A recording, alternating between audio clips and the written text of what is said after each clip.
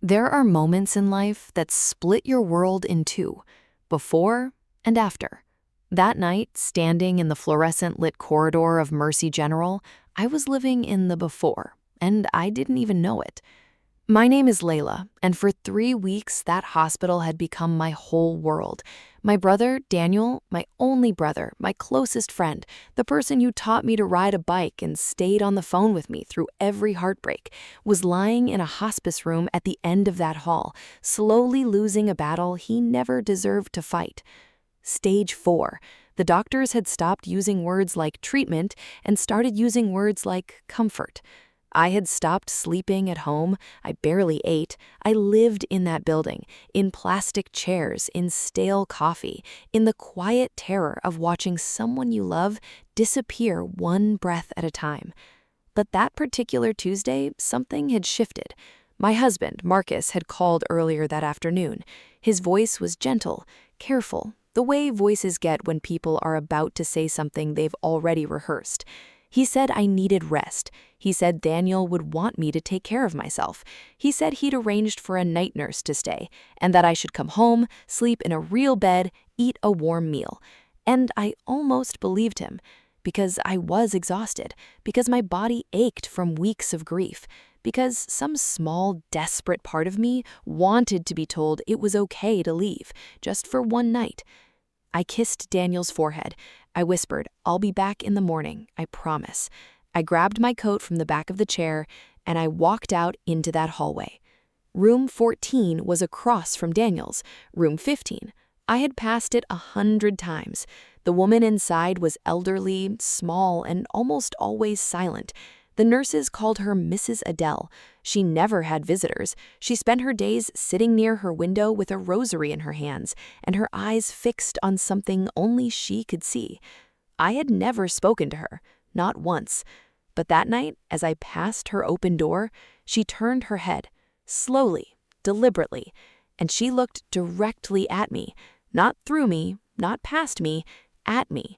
Her voice was barely above a whisper, dry as paper, steady as stone. "Don't go home tonight, child." I stopped.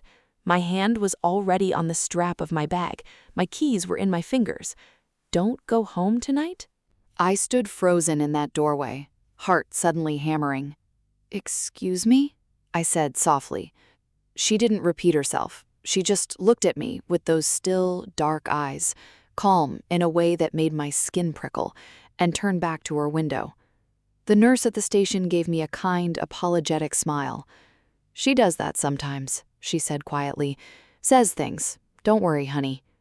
I nodded. I tried to shake it off, told myself it was grief making me superstitious, that a tired old woman's murmur wasn't a message meant for me. I got in my car. I drove 3 blocks, and then I pulled over.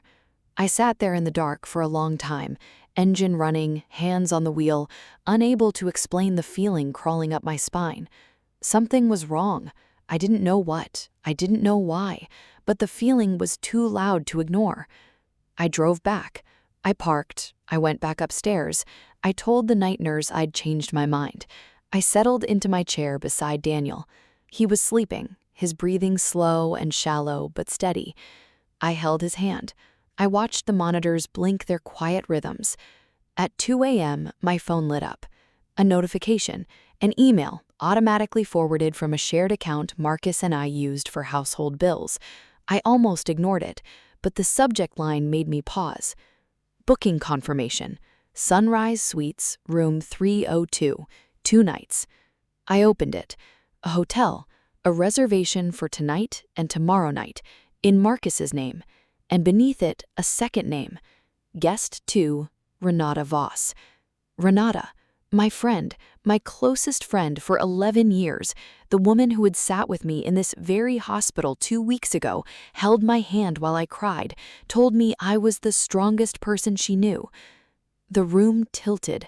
I read the confirmation again and again, searching for another explanation, a mistake, a coincidence, anything. But there was no mistake. The dates were clear, the names were clear. My husband had sent me home, urged me to go home so that he and my best friend could spend the night in a hotel across town. while my brother was dying, while I was breaking apart in a hospital chair.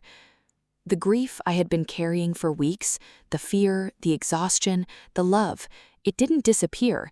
It just made room for something colder, something still. I didn't cry. I didn't call him. I sat beside my brother, held his hand, and I waited for morning. But I was no longer the same woman who had almost walked out that door. Daniel passed 3 days later, peaceful, with me beside him. I whispered every important thing I'd ever forgotten to say, and I meant every word.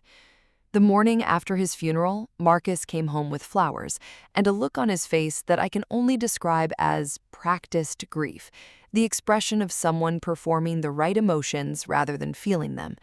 I let him talk. I let him hold me. I said nothing about the hotel, about Renata. I needed to be certain, so I spent one quiet week gathering everything.